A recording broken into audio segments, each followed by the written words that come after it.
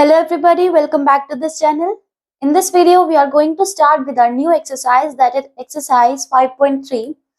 So coming to the first question, that is, what could be the possible ones digit of the square root of each of the following numbers? In numbers का जो square root होगा, what is the square root? अगर मैं यहाँ पर लिखूं 5 का square होता है 25 और 25 जो है that is the square of 5. Right तो यहाँ पर जो 5 है that is the square root of 25. 5 का स्क्वायर है एंड 5 25 का स्क्वायर रूट होगा. ओके सो हमें जो ये स्क्वायर रूट है इनका जो स्क्वायर रूट होगा उनका हमें वंस डिजिट नंबर बताना हो. मतलब ये किसी नंबर की स्क्वायर है, हमें जिस नंबर के स्क्वायर है उसका वंस डिजिट मतलब कि यूनिट डिजिट या फिर जो लास्ट डिजिट होता है उसको बताना है. वो लास्ट डिजिट जो है वो क्या हो सकता है. So first of all what we will see, यहाँ पर दीज आर बीन 1 to 10 यहाँ पर स्क्वायर्स मैंने यहाँ पर लिख दिया है. तो यहाँ पर हम देखेंगे जैसे कि 1 ये सभी स्क्वायर्स हैं. तो 1 जो है इसमें 1 कहाँ पर आ रहा है, एक तो यहाँ पर आ रहा है और एक यहाँ पर. इसका मतलब जो इस पूरे नंबर का स्क्वायर रूट होगा उसका unit digit that can be 1 और दैट कैन बी 9.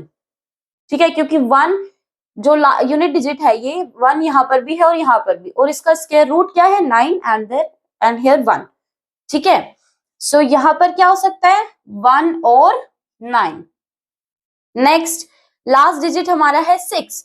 तो 6 यहाँ पर कहाँ पर आ रहा है, हमें एक तो यहाँ पर दिख रहा है और एक यहाँ पर दिख रहा है.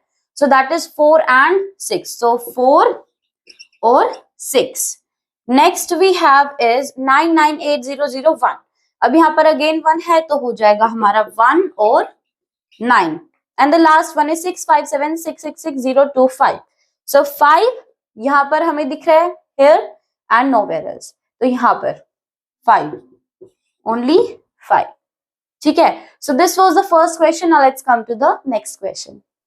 Now coming to the next question, that is without doing any calculation find the numbers which are surely not perfect squares. अब हमें इन नंबर्स को देखकर बताना है बिना कैलकुलेट करे कि इनमें से कौन सा ऐसा नंबर है जो कि परफेक्ट स्क्वायर नहीं है.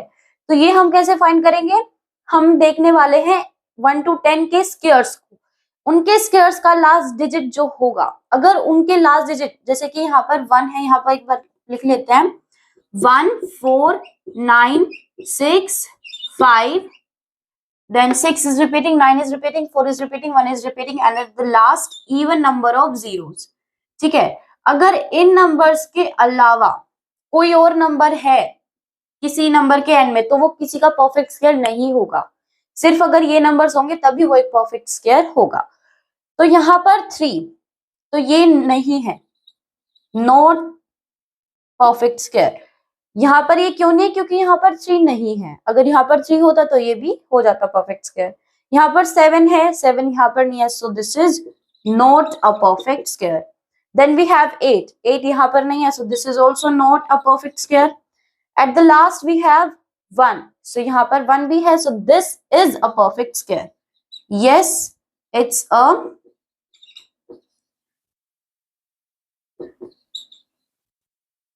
perfect square.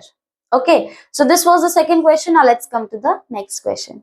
Now coming to the next question, that is find the square root of 100 and 169 by the method of repeated subtraction. अब repeated subtraction क्या होता है, हमें कोई भी नंबर है दे रखा है, जैसे कि let's suppose 100 हमें यहाँ पर दे रखा है, suppose नहीं दे ही रखा है 100. तो जैसे हमें यहाँ पर 100 दे रखा है, हमें इसका जो है स्क्वायर रूट मतलब कि 100 किसका स्क्वायर है वो नंबर हमें फाइंड करना है by the method of repeated subtraction. Repeated subtraction में क्या होता है, बेसिकली यहाँ पर आपको 100 में से स्टेप बाय स्टेप आपको और नंबर्स जो है 1 से स्टार्ट करके और नंबर्स आपको सबट्रैक्ट करने होंगे. ठीक है, जैसे कि यहाँ पर पहले हमारे पास 100 है, फर्स्ट पार्ट हम ले लेते हैं 100. तो 100 का हमें करना है, तो सबसे पहले 100 में से हम माइनस कर देंगे 1. 1 is the first odd number, so -1 that is 99. Then 99 हमारा आ गया. अब 99 में से हमें माइनस करना है next odd number that is 3, so that will be 96. Then 96 में से हमें माइनस करना होगा 5 next odd number, so that will be 91. Then 95 5 के बाद यहाँ पर 91 आ गया माइनस, इसके बाद आ जाएगा 7, so that will be 84. Then 84 minus 7 के बाद 7, 8 एंड देन 9, 9 आता है, सो 9 हमें माइनस करना होगा, that will be 75. Next we have 75 minus, अब 9 के बाद आता है हमारा 11, सो 11 माइनस करेंगे, that will be 4 and this 6. Then 64 minus 7, 11 के बाद आ जाएगा 13, so 1 and this 5, so 51. Now 51 minus 13, 14 and then 15, so this will be 36. Then 36 minus 15, 16 and then 17, so this will be 9, this will be 13 and then 1 and then 19 minus 17, 18 and 19, 19 आ गया, so 0. तो यहाँ पर आपका खत्म हो जाता है, यहाँ पर आपका 0 आ गया. नाउ अब आपको क्या करना होता है, आपको नंबर यहाँ पर काउंट करने, कितने स्टेप्स आपने कितनी बार सब्ट्रैक्ट किया है. So that is 1 2 3 4 5 6 7 8 9 and 10. हमने इसको 10 बार सब्ट्रैक्ट किया, 10 बार हमने 100 में से ऑल नंबर्स को सब्ट्रैक्ट किया. So that 10 number, this number जो आपने सब्ट्रैक्ट किया है जितनी बार, that number is the square root of the number. Okay, so 10 is the square root of 100. 10 is the square root of 100. Okay, so this was, अब यहाँ पर हमने 100 के लिए किया है. Now we are going to do for 169. So